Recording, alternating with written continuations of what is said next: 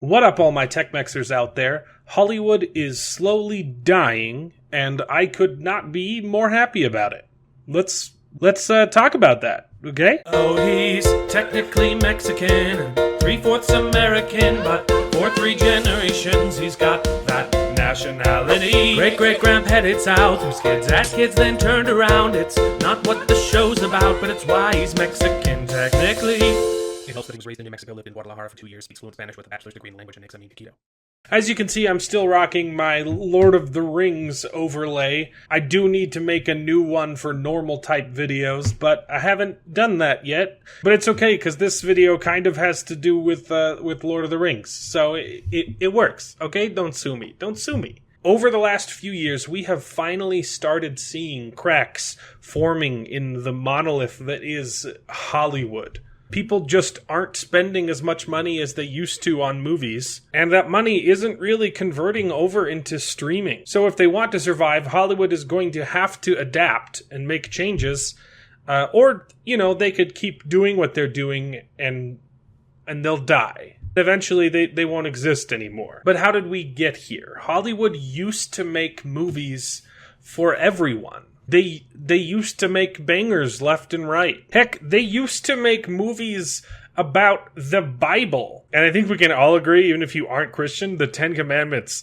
is a banger, dude. So then what happened? Well, as Hollywood started becoming more and more rich and powerful, they started to believe that they could now do whatever they wanted and have no repercussions. They thought that they were in a position of so much power that the customer no longer mattered. So Hollywood slowly started shifting from making entertainment for people into preaching to people. And it is clear as day. It is rare that you can go watch a movie or a TV show and not be constantly berated by the creator's politics. There are very few things left that don't just overtly preach to you. And for a while, it did work, because there was no real alternative to Hollywood. But that is no longer the case, which we will get into in just a little bit. But this is a classic example of get woke, go broke. People just aren't going to the theaters to spend their money on movies like Bros or Don't Worry, Darling. And even more so now with inflation being so high, people are saving their dollars for things that matter to them. And in my opinion, all of this came to a wonderful climax with Amazon's The Rings of Power. Amazon spent $1 billion on a TV show, and rather than trying to make it something that's entertaining, instead, they rammed it full of their woke, boring politics and made an extremely mediocre product. And unfortunately for them, no one watched it. I mean, sure, people tuned in for the first 2 episodes, which aired on the same day, but viewers were quickly turned off to the series, and a vast majority of them stopped watching entirely. It wasn't until after the show's run that media sites finally started admitting the truth and saying, hey, turns out this show was a bit of a dud. Here we have CBR.com talking about it.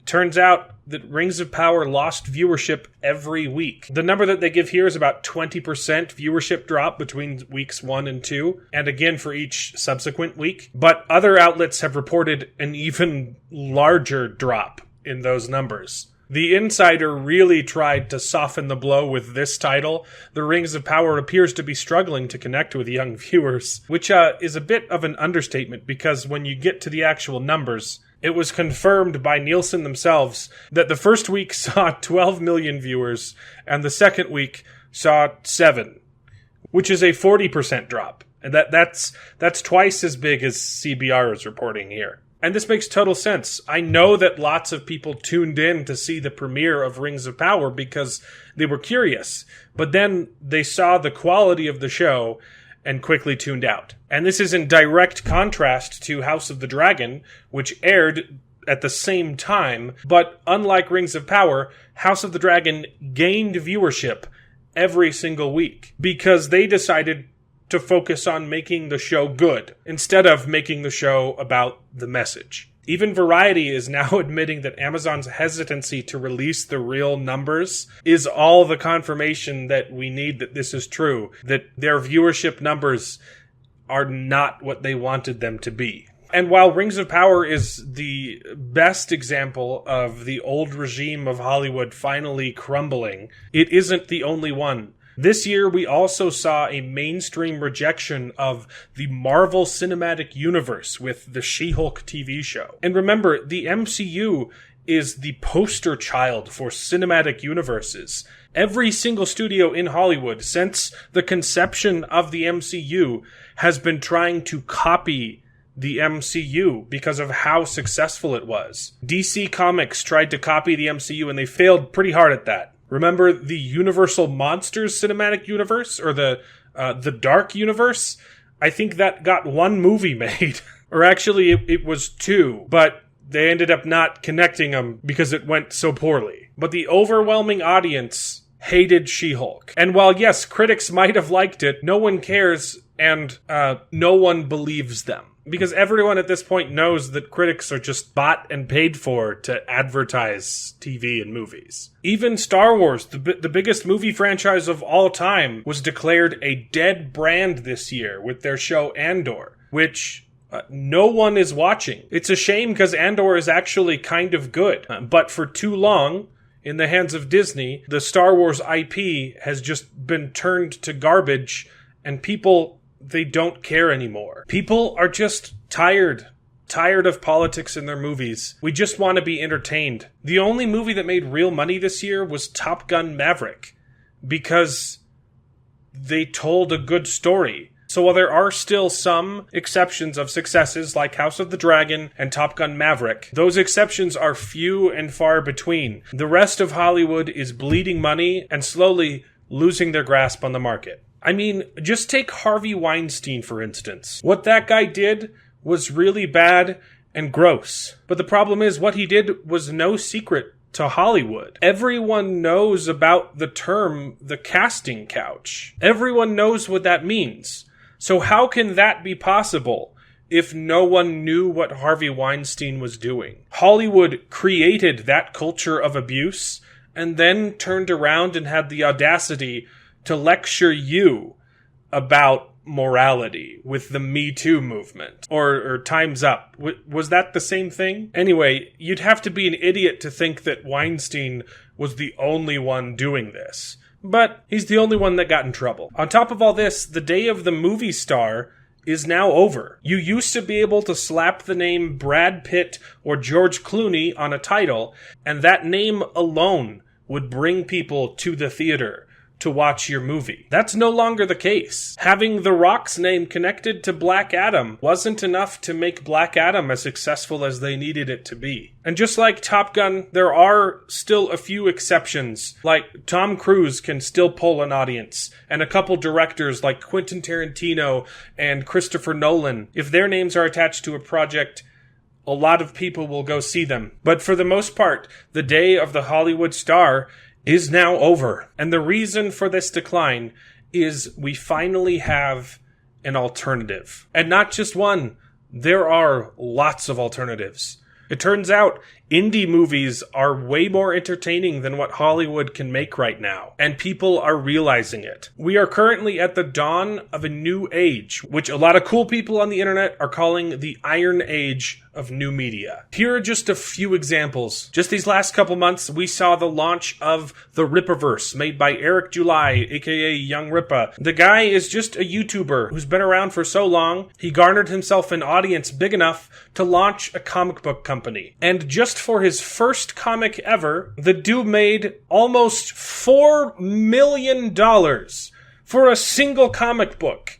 And that is just the start. The Rippaverse is quickly expanding. I believe they're almost done with the second issue, and they're starting a whole slew of new stories. On top of that, Shad Brooks, another YouTuber from Shadiversity and The Night's Watch, he just launched a comic book adaptation of his novel, which made a whopping $500,000 It was so successful, they actually extended the campaign. You can still buy this comic book this week. There are 6 days left if you still want to do that. And because of the success of this campaign, Chad has announced he's going to be launching an entire comic book company. He wants to make a comic book space opera that will replace Star Wars. So go support this one. You can still buy the comic book or the original novel through this Indiegogo campaign. On top of that, you also have Razorfist, another YouTuber who started releasing fantasy books now with his Night Vale series. The first book has been out for a while, and the second book is available for pre-order now. He describes it as an old school sword and sorcery fantasy. You've got another YouTuber,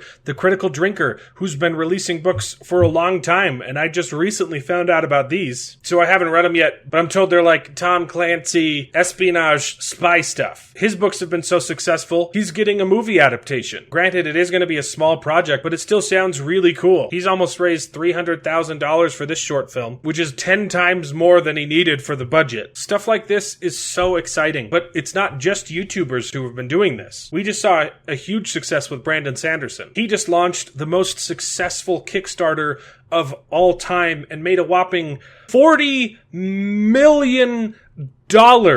And because of this success, he is basically revamping the entire publishing industry. You know, the industry that hasn't been working for a long time. On top of the $40 million that he made for 4 books, Brandon Sanderson will also soon be getting TV and movie adaptations of his work. And while those projects are still going to have to go through Hollywood, Sanderson is in a unique position that no other book author has ever been in because he doesn't need Hollywood's money. There's never been an author before who was already filthy rich before Hollywood approached them. And he has said on his YouTube channel that Hollywood doesn't know how to handle that, which means he's holding all of the cards. He can have complete creative control over these adaptations, and Hollywood won't be able to poison them with their woke nonsense. But this is just the tip of the iceberg. We are seeing small independent studios popping up left and right and very quickly gaining a ton of support and success. We have Tim Pool, who used to just read the news, but now his company is so successful, they're starting to write original material and they're working on several TV shows. You've got the Daily Wire, who used to just read the news, but decided to start making movies, like Run, Hide, Fight, which I saw and was really good. I really liked Shut-In. That was a nice thriller. And they have a Gina Carano movie, which I haven't seen yet, but I've heard is really good. You know, the same Gina Carano that Disney kicked out of the Star Wars franchise because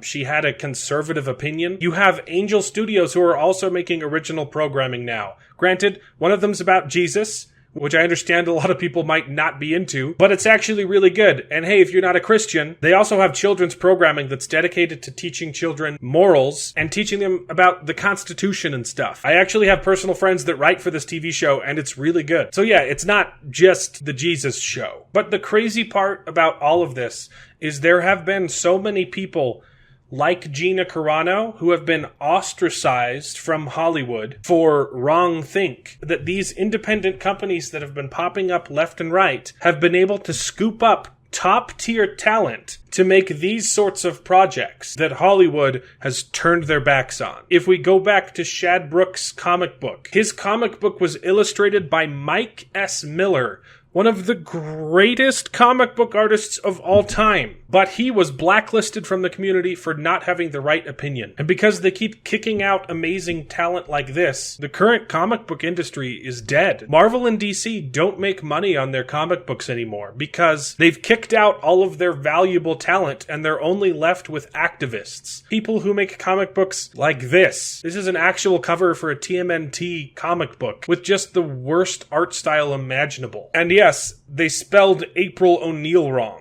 So yeah, Hollywood is dying, and I'm super happy that it is. I'm so sick and tired of the schlock that Hollywood has been pumping out and expecting people to consume because there's no other option. But that is no longer the case. You no longer have to give your money to Disney, a company that self-reportedly supports the grooming of children. But it's on you to stop giving your money to people who hate you and start supporting independent content creators who are actually making stuff that you will like. So happy Tuesday, everybody. If you're in the United States, go out there and vote and start putting your money where it matters. Like maybe a membership to my YouTube channel.